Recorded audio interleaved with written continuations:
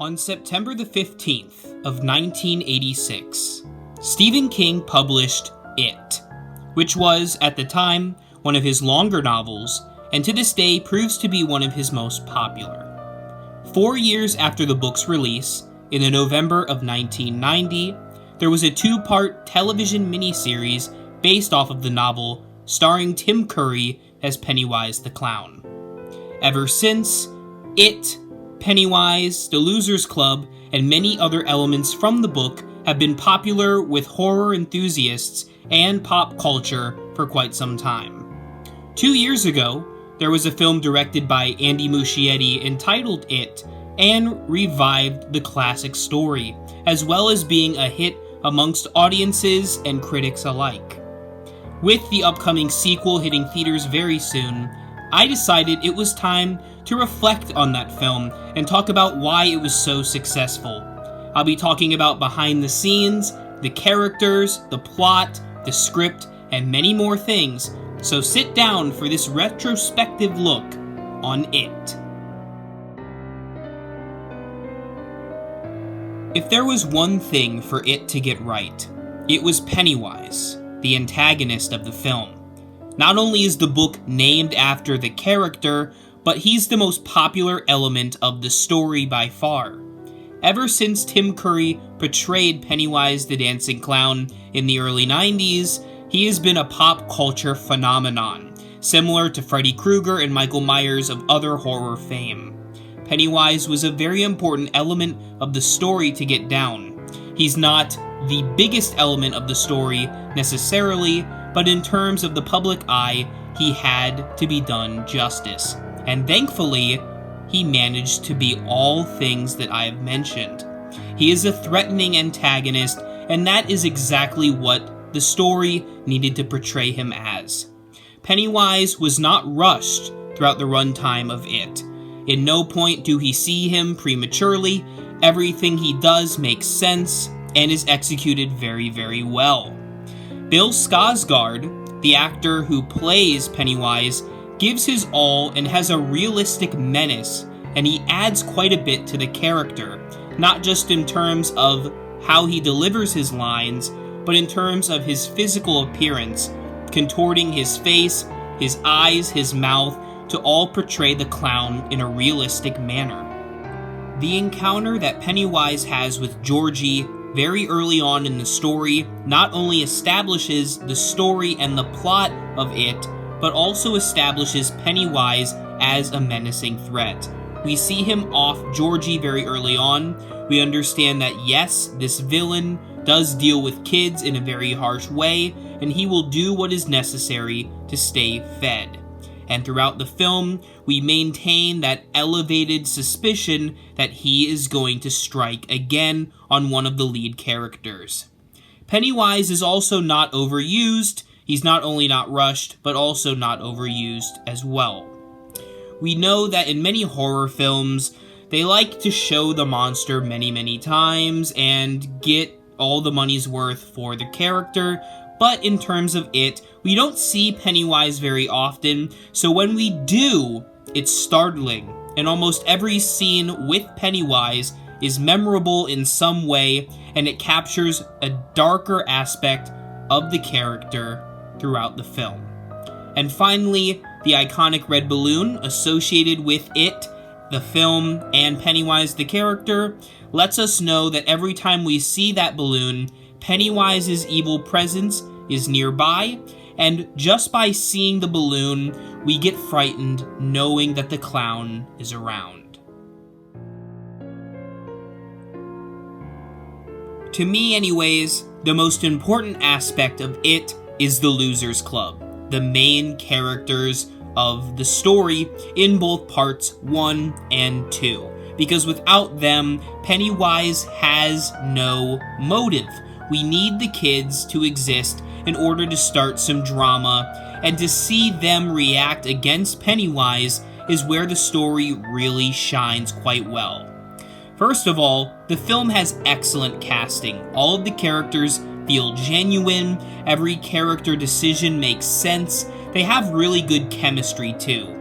I can't just say the script is responsible for this, but also the actors and actresses themselves add to the characters. Sophia Lillis, Finn Wolfhard, Jeremy Ray Taylor, etc., they all add some really good beats into the story. There's real, meaningful relationships that we see throughout the film, and drama that works quite well, not only with the antagonist Pennywise, but also between the characters. We get some genuine good stuff in here. There also is real strife with Pennywise.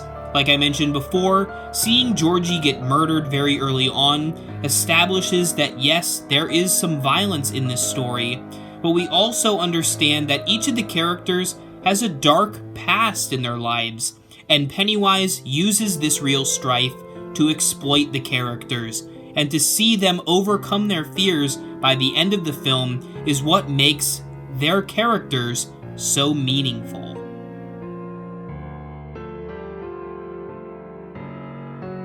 It was Stephen King's 22nd book that he ever wrote, and it stands as one of his most popular, up there with other classic stories like The Shining and Pet Sematary. So in order for this film to be considered a success, it would have to beat the classic TV miniseries. Now, I think if you've seen that series, you can agree that it didn't have the best production.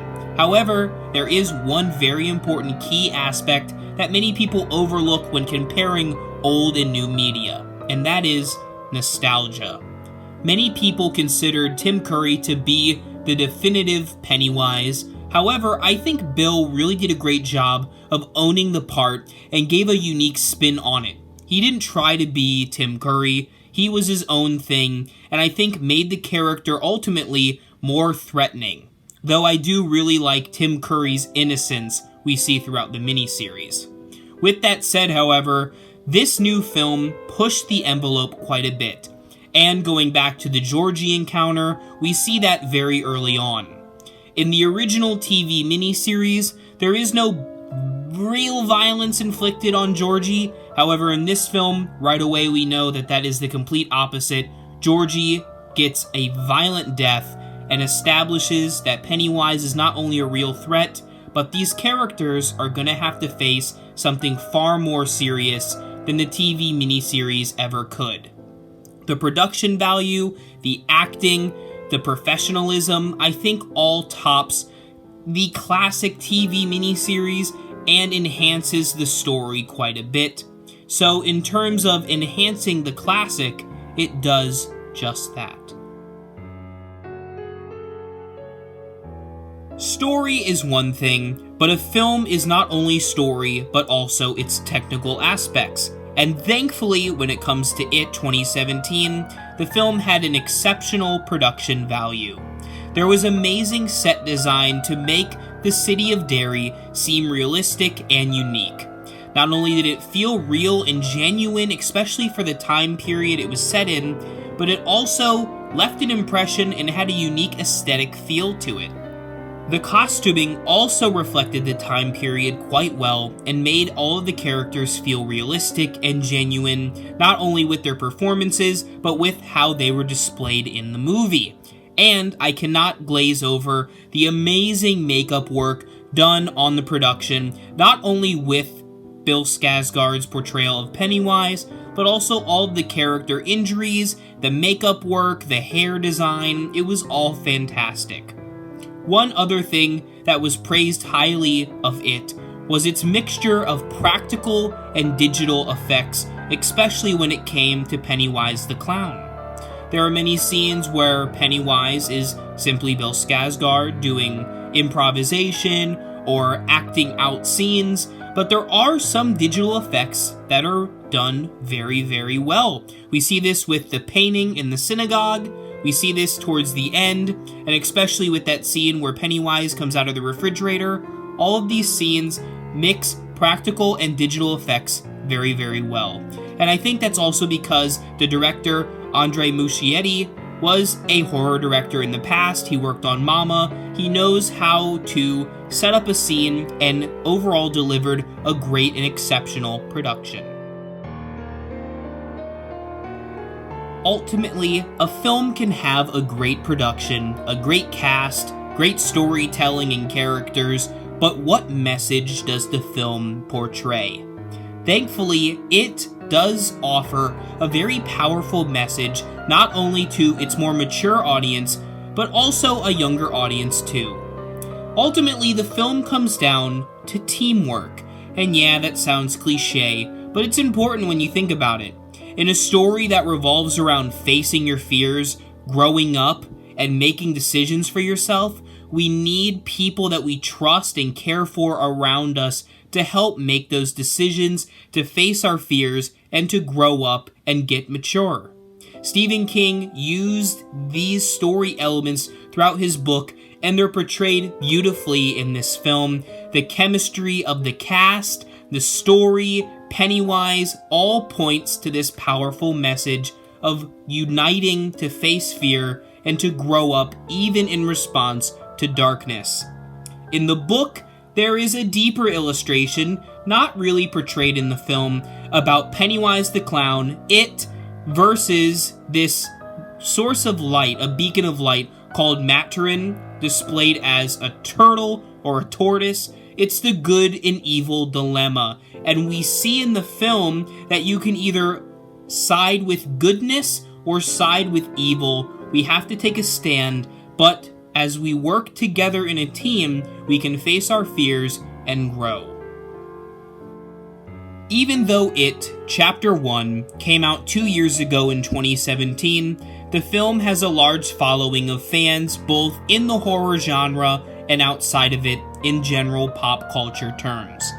I have really enjoyed seeing this film multiple times, and the first time I saw it, I didn't quite pick up on all the things I mentioned in this video, but after a few rewatches, I now appreciate the film much more. And going into the sequel, I'm ready to see what the cast, the production crew, and the team have for It Chapter 2. Thank you all very much for watching this brief retrospective on It.